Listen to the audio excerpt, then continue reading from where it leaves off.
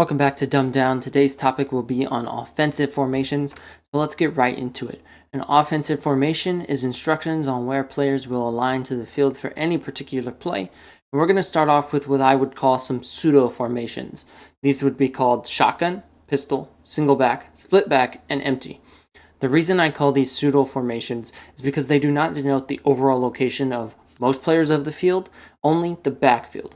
Thanks to this, they can stack with the more stereotypical defined formations, and I'll get into that later. For shotgun, this denotes that the quarterback will not align under center or right behind the center, and he will usually align 5 to 7 yards behind the line of scrimmage.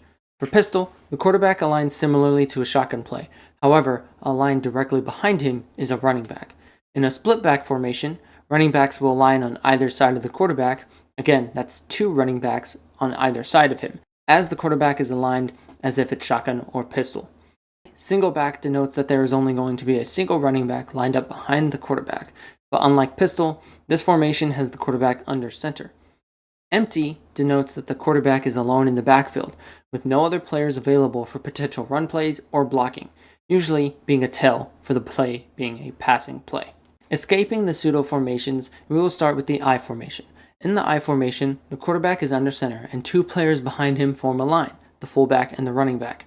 In this formation, there are 3 receiving options, usually 2 wide receivers and a tight end.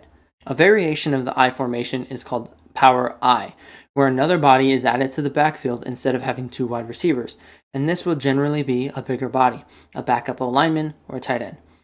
While I formation is primarily a run formation with 3 receiving options, there's still an opportunity for a play fake and a passing play, whereas with power I formation, it leans more into the run, adding that bigger body, leaning into the run, and reducing the passing options for the quarterback.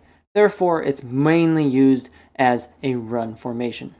Next will be twins, which denotes that 2 wide receivers will be on the same side of the field.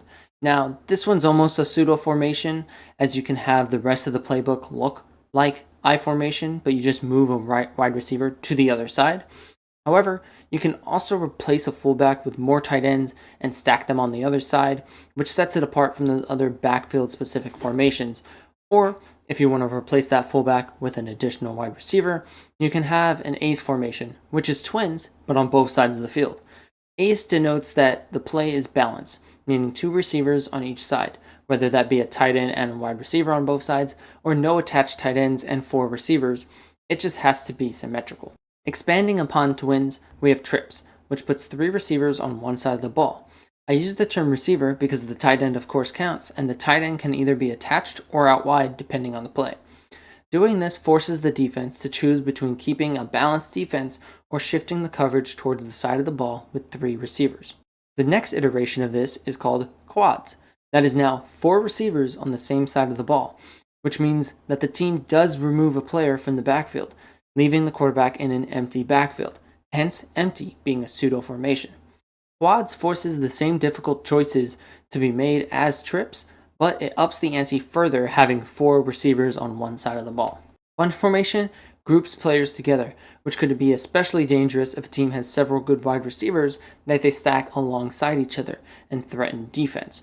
The difference between this and trips is that in a bunch the players are less spread out, which opens up the chances for pick plays and tripping defenders up, whether that be literally or due to the passing off of assignments going uncommunicated, leaving a wide receiver wide open.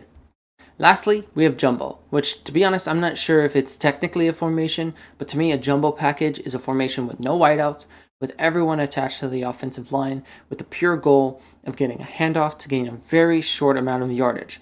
So if you're confident that your big guys can beat up their big guys, you call the jumbo package and you pick up that 1 to 2 yards you really need. To recap the formations, we started with the pseudo formations: shotgun, pistol, single back, split back, and empty, all ones which could be stacked with the other formations. Then, with the run formations, we have the I formation and the power I formation alongside jumbo. All of these lean heavily into the run. Then, moving on to the passing formations, we start with twins, then its counterpart ace, which is it but symmetrical, and then we have trips, and lastly, quads.